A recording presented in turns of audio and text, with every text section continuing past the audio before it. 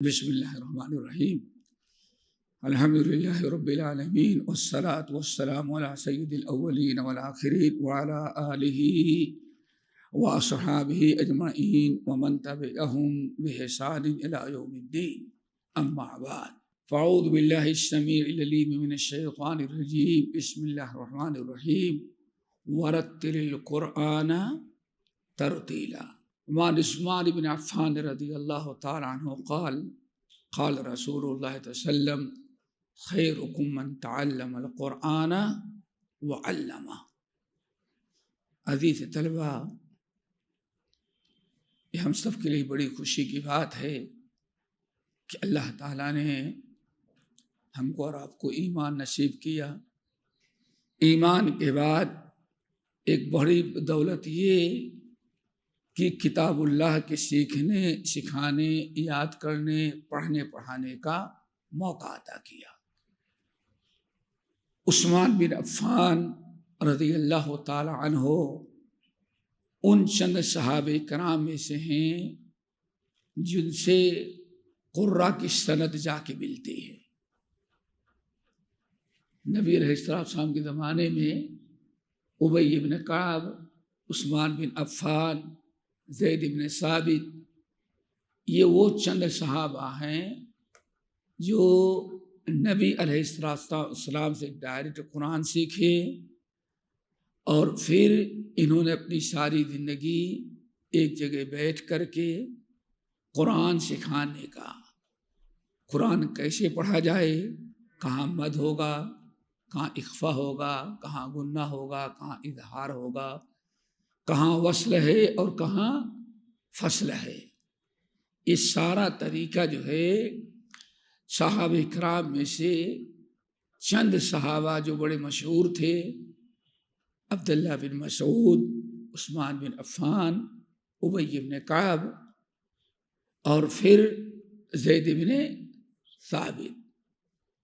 ابی بن کعب جو تھے ان کو سید القرہ کہا گیا، اور یہی وہ صحابی ہیں کہ نبی علیہ السلام نے نماز پڑھائی، آپ کو لقمے کی ضرورت تھی، آپ بھول گئے، سلام پھیر، اور کسی نے لقمہ نہیں دیا، کسی نے لقمہ نہیں دیا۔ سلام پھیرنے کے بعد آپ نے فرمایا تمہیں ابی نہیں ہے کیا؟ لوگوں نے کہا نہیں۔ آپ نے فرمایا ابی بن کعب ہوتا تو جہاں ہم بھولے تھے وہاں لقمہ وہ دیتا، سید القرہ۔ ایک دن نبی علیہ السلام آئے، حضرت ابی بن کعب مسجد میں بیٹھے قرآن یاد کر رہے تھے، اچانک اللہ کے رسول نے فرمایا ابی بن کعب یہاں آؤ۔ آئے تو اللہ کے رسول نے فرمایا میرے اوپر اللہ نے قرآن کی ایک سورت نازل کی ہے اور ہمیں حکم دیا کہ میں تمہیں پڑھ کر کے سناؤں۔ جو انسان قرآن یاد کرتا ہے اس کا یہ مقام و مرتبہ۔ حضرت ابی بن کعب نے کہا یا رسول اللہ،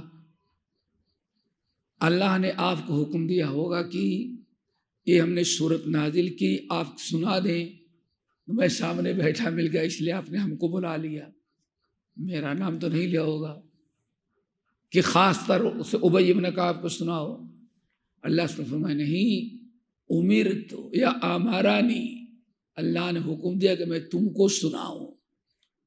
اللہ کے رسول کیا اللہ نے حکم دیا؟ کہا اللہ نے حکم دیا کہ ابی کو سناؤ۔ تو یا رسول اللہ مدینے میں بہت سارے ابی ہوں گے، وہ سوچتے تھے کہ میرا نام لیا جائے، ابی تو بہت سارے لوگ ہوں گے، تو کیا میرا خاص نام لیا؟ آنے فرمایا نام سمان اللہ لک، اللہ نے تمہارا نام لیا۔ یا رسول اللہ یہ واقعی ابی بن کعب نے کہا؟ اللہ نے فرمایا اللہ کے بندے تمہارا نام لیا۔ اتنا سن کر کے ابی بن کعب رونے لگے مارے خوشی کی، اور کہا کہ اللہ اکبر، میرا نام عرش پر لیا جاتا ہے، ایک قرآن سے جوڑنے کی اور قرآن یاد کرنے کی برکت ہے۔ سمجھ رہے ہو نا؟ رونے لگے۔ اللہ تعالیٰ میرا نام وہاں لیتا ہے آن نے فرمایا تم نہیں تمہارے پورے باپ دادا تک کا نام لیا، پورا نسب بیان کیا کہ ابی بن کعب تم ہو، حدیث بیان کیا، حدیث بیان کیا۔ ایک زمانے میں تو لوگوں نے کہا تب تو بہت خوشی ہو گئے تم، جب اللہ کے رسول نے کہا کہ تمہارا نام لیا تب تو بہت خوش بھی ہو گئے۔ کہا کہ کل بفضل اللہ وبرحمتہ فبذالک فلیفرحوا هو خیر مما یجمعون۔ تو سورہ یونس کی آیت تلاوت کی، کیوں نہیں خوش ہوگا؟ اللہ نے ایسے موقع پر ہمیں خوش ہونے کا حکم دیا ہے۔ اور سورہ یونس کی آیت تلاوت کی، قل بفضل اللہ وبرحمتہ، یہی تھا نا، فبذالک فلیفرحوا هو خیر مما یجمعون۔ اللہ نے حکم دیا کہ یہی اللہ کا فضل، یہی رحمت ہے جس پر انسان کو خوش ہونا چاہیے۔ اور اللہ رب العالمین نے ہمارا نام، ہمارے باپ دادا کا نام لیا۔ تو ابی بن کعب ایسے عثمان بن عفان رضی اللہ تعالی عنہ تھے۔ حضرت عبداللہ بن مسعود تھے جن کے متعلق نبی علیہ السلام فرماتے تھے، یہ خود فرماتے ہیں کہ 114 سورتوں میں سے 70 سورتیں میں نے صرف نبی علیہ السلام کی زبان مبارک سے سن لیا، باقی ہمیں بیٹھ کر کے یاد کرنے کی ضرورت پڑی۔ تو اللہ رب العالمین نے ان حضرات کی بڑی فضیلت بیان کی ہے جو قرآن یاد کرتے ہیں، قرآن حفظ کرتے ہیں، قرآن سمجھتے ہیں اور قرآن کی تعلیم لیتے ہیں۔ عثمان بن عفان رضی اللہ تعالیٰ نے فرمایا کہ خیرکم من تعلم القرآن وعلمہ، اے لوگو تم میں سب سے اچھا انسان وہ ہے جو قرآن سیکھتا ہے اور قرآن غیروں کو سکھاتا ہے۔ حضرت عثمان بن عفان کے شاگرد عثمان بن عفان کی وفات کے بعد دمشق چلے گئے تھے، ان کو قرآن کا استاد بنا کر کے بھیجا گیا۔ تو دمشق کی جامع مسجد میں بیٹھ کر کے دیوار سے ٹیک لگاتے بڑھاپے میں، اور 40 سال وہاں صرف قرآن، آج کی اصطلاح میں تحفیظ القرآن، آج کی اصطلاح میں تحفیظ القرآن کا سلسلہ شروع کیا، اور 40 سال تک ایک جگہ بیٹھے قرآن کی تعلیم دی۔ اور کہتے ہیں کہ میں نے ایک پیسہ وظیفہ اور تنخواہ نہیں لیا کہیں سے۔ اللہ ہوگا، لوگوں نے پھر کیسے کہا واللہ ما اجلسنی ھذا المقام الا حدیثا سمعتہ، اللہ کی قسم صرف ایک حدیث میں نے سنی ہے کہ ہمارے استاد عثمان بن عفان رضی اللہ تعالی عنہ کہتے کہ میں نے نبی علیہ السلام کو فرماتے ہوئے سنا کہ خیرکم من تعلم القرآن وعلمہ، اے لوگو تم میں سب سے اچھا انسان وہ ہے جو قرآن پڑھتا ہے، قرآن سیکھتا ہے اور قرآن سکھاتا ہے۔ کہا خیرکم، تم میں سب سے اچھا انسان، تو اللہ کی نگاہ میں سب سے اچھے بن جائیں۔ اسی ایک حدیث میں جو بشارت اور فضیلت جو بیان کی گئی ہے، اسی فضیلت کو حاصل کرنے کے لالچ میں 40 سال ہو گئے اس دیوار سے ٹیک لگا کر کے میں قرآن پڑھاتا ہوں۔ اللہ تعالیٰ سے دعا کرو اللہ ہم سب کے اندر یہ شوق پیدا کر دے۔ عزیز طلبہ، یہ قرآن مجید کا حفظ کرنا اور قرآن کی تعلیم نہایت ضروری تھی۔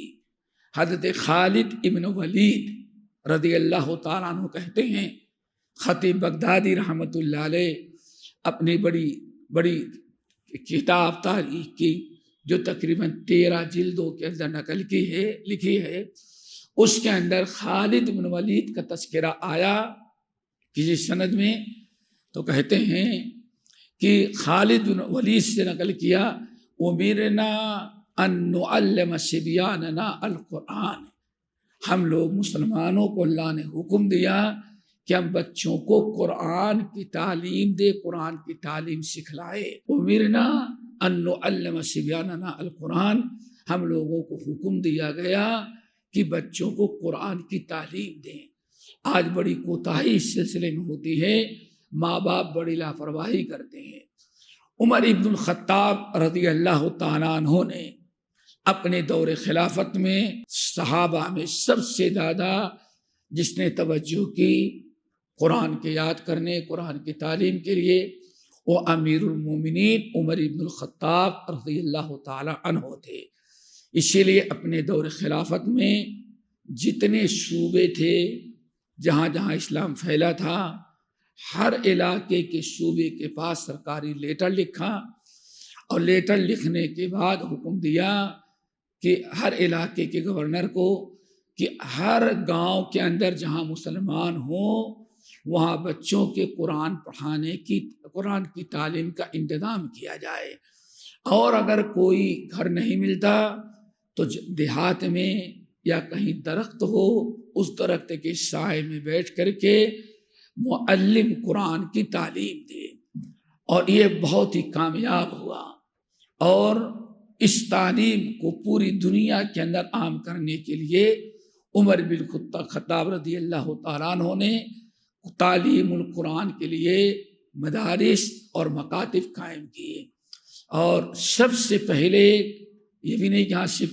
حفظ کا، باقاعدہ سمجھے وزارت قائم کی، وزارت، اور اہل علم کے مطابق سب سے پہلے وزیر تعلیم ابو سفیان رضی اللہ تعالی عنہ کو مقرر کیا۔ پورے صوبے جات ابو سفیان رضی اللہ تعالی عنہ یہ ڈپٹی تھے، وزیر تعلیم تھے، یہ برابر جائزہ لیتے تھے گاؤں گاؤں جا کر کے۔ اس قدر قرآن کے یاد کرانے کا اور قرآن کی تعلیم کا پورے جہاں جہاں اسلام پھیلا تھا، عمر ابن خطاب نے جال بچھا دیا اور وظیفہ دیتے تھے۔ شیخ اللہ، پڑھنے والوں کو بھی وظیفہ دیتے تھے، پڑھانے والوں کو۔ یہ تعلیم قرآن کی اہمیت تھی۔ بعض مورخین نے نقل کیا کہ ابو سفیان جو وزیر تعلیم تھے، انہوں نے جب دورہ کیا تو ان کو یہ بھی ہدایت دی تھی کسی بچوں کو نہیں، جو بڑے لوگ ہیں اگر قرآن نہیں یاد کیے تو ان کو بھی کہیں کہ مدرس تعلیم دے، اور باقاعدہ وظیفہ و تنخواہ مقرر کی گئی۔ جو بڑا حادثہ پیش آیا وہ یہ کہ بعض علاقے کے گورنروں نے کہا کچھ لوگ صرف وظیفہ کے لیے آتے ہیں، قرآن یاد کرنے کے لیے۔ مقصد قرآن یاد کرنا نہیں ہے، صرف کس کے لیے آتے ہیں؟ وظیفہ ملے گا۔ اللہ اکبر۔ تو مشورہ یہ دیا کہ ایسا کرو کہ وظیفہ بند کر دیں۔ یہ بڑی عجیب سے ایک مثال ہے۔ آج ماشاءاللہ کسی ایک مدرسے میں کسی مدرس سے غلطی ہو جائے تو سب سے پہلے اس مدرسے کو چندہ بند کر دو۔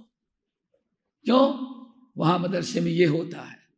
تو ایک کی غلطی سے پورے ملک کے مدارس کو برا سمجھتے ہیں۔ ایسے ہی کچھ لوگوں نے مشورہ دیا عمر بن الخطاب کو کہ کچھ لوگ ایسے ہیں جو صرف وظیفے کے لیے آتے ہیں، ورنہ قرآن سکھانا مقصد رہیں گے، اس لیے بند کر دیں۔ عمر بن الخطاب نے اتنا پیارا جواب دیا، کہا اگر چند آدمی کی نیت اچھی نہیں ہوتی تو ان کی وجہ سے ان لوگوں کا وظیفہ کیوں بند کر دے جن کی نیتیں اچھی ہوتی ہیں۔ وظیفہ بند نہیں کیا۔ آج بھی مسلمانوں کو ہی اللہ تعالیٰ توفیق دے۔ اور کس طرح سے جنگ قادسیہ کے موقع پر کچھ حفاظ تھے، قرآن کے حفاظ، ابن سعد رحمۃ اللہ علیہ اپنے طبقات میں نقل کرتے ہیں کچھ حفاظ تھے اور کچھ لوگ ایسے تھے جنہوں نے میدان جہاد میں بڑا اچھا کارنامہ دیا تھا.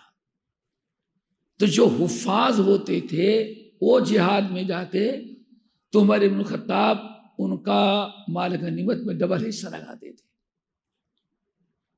ڈبل حصہ. لوگوں نے کہا کیوں؟ کہا کہ یہ مجاہد بھی ہے اور معلم یا طالب قرآن بھی ہے. اللہ، یہ مقام تھا. عمر بن الخطاب وظیفہ دیتے، مال غنیمت تقسیم کرتے تو عام مجاہد جو ہوتا اس کو صرف ایک حصہ ملتا اور جو حافظ قرآن ہوتا یا قرآن کا معلم ہوتا اس کو 2 حصے دیتے. کہتے حافظ قرآن ہے. لوگوں نے کہا کیوں فضیلت دیتے ہیں؟ تو عمر بن الخطاب نے کہا ہم چاہتے ہیں کہ امت میں قرآن سے جڑنے والے طلبہ اور معلمین ان کی ایک الگ شان ہو. لوگوں نے کہا کیوں؟ دلیل ذرا دیکھیں. کہنے لگے کہ میں نے اپنی آنکھوں سے دیکھا جب جنگ احد میں ایک قبر کے اندر 3 شہید دفنائے جاتے تو جب 3 لاشیں اکٹھا کی جاتی شہداء کی تو اللہ رسول پوچھتے ان میں سب سے زیادہ قرآن کس نے یاد کیا تھا؟ اللہ اکبر. شیخ یہی ہے نا، سب سے زیادہ قرآن کس نے یاد کیا تھا؟ اکثرہم اخذا للقرآن. جو سب سے زیادہ قرآن یاد کرنے والا ہوتا عمر اللہ سبحانہ اس کو پہلے قبر ملنا ہو، اس کے لٹا دینے کے بعد جو جگہ ملے گی 2 مردوں کو اس کے بعد لٹایا جائے گا. یعنی یہ حافظ قرآن اور طالب قرآن، معلم قرآن، متعلم قرآن کا یہ مقام و مرتبہ تھا. اللہ اکبر. اسی لیے جنگ قادسیہ کے موقع پر سعد بن ابی وقاص رضی اللہ تعالی عنہ نے جب وظیفہ مال غنیمت تقسیم کیا تو جنہوں نے بہت ٹاپ کی لڑائی لڑی تھی گن گن کر کے ان کو مال غنیمت زیادہ دیا. اس میں 2 شعراء تھے، شاعر تھے جاہلیت میں، اور اسلام لانے کے بعد قرآن حفظ کر ڈالا. تو انہوں نے مطالبہ کیا کہ نہیں، عمر بن الخطاب ایسے لوگوں کو بھی ڈبل دیتے ہیں.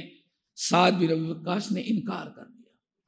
تو ان دونوں شعراء نے لیٹر لکھا مدینہ طیبہ، امیر المؤمنین ہمیں صرف ایک حصہ مال غنیمت میں ملا ہے. سعد بن ابی وقاص نے جنگ قادسیہ میں 1 دیا ہے. امیر المومنین نے لیٹر لکھا کہ نہیں، حافظ قرآن ہے اس لیے اس کو ڈبل دو. تو امیر المومنین عمر بن الخطاب سنت رسول پر عمل کرتے ہوئے خاص طور سے حفاظ کو یہ مقام اور یہ مرتبہ، یہ عزت دیتے تھے بطور گفٹ اور تحفے انعام کے کہ ان کو ڈبل وظیفہ دیا جائے تاکہ لوگوں میں اور زیادہ زیادہ قرآن کی یاد کرنے، سیکھنے سکھانے کا شوق پیدا ہو. اسی طرح سے امرؤ القیس، امرؤ القیس تھا نا، بڑا زبردست شاعر تھا. ایمان لایا لیکن صحابی نہیں ہو پایا.